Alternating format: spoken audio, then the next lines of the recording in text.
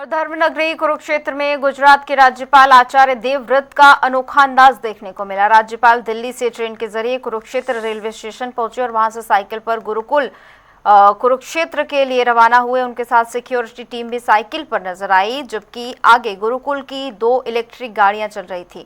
आचार्य देवव्रत ने कहा कि जब तक देश में तेल की स्थिति सामान्य नहीं होती, तब तक वो हवाई जहाज और हेलीकॉप्टर का इस्तेमाल नहीं करेंगे। उन्होंने कहा कि उनकी अधिकतर यात्राएं अब ट्रेन, बस और साइकिल से ही होंगी। साथ ही उनके काफिले में 3 से ज्यादा गाड़ियां नहीं होंगी।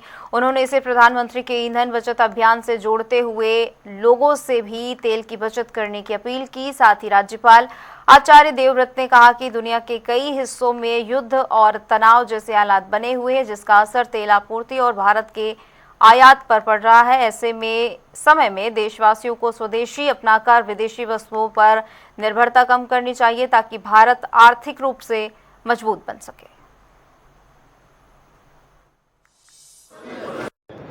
हम सब देशवासियों का परम कर्तव्य बनता है कि प्रधानमंत्री जी के आह्वान को स्वीकार करते हुए हम अपने देश में उस रास्ते पर चले जिससे तेल कम से कम हम कम खर्च कर पाए, और जिस खरीद से हमारी मुद्रा स्थिति पर विपरीत प्रभाव पड़ रहा है, ऐसी कोई भी विदेशी वस्तु हम ना खरीदें, स्वदेशी की ओर बढ़े, ताकि देश आत्मनिर्भर, सशक्त और मजबूत हो सके।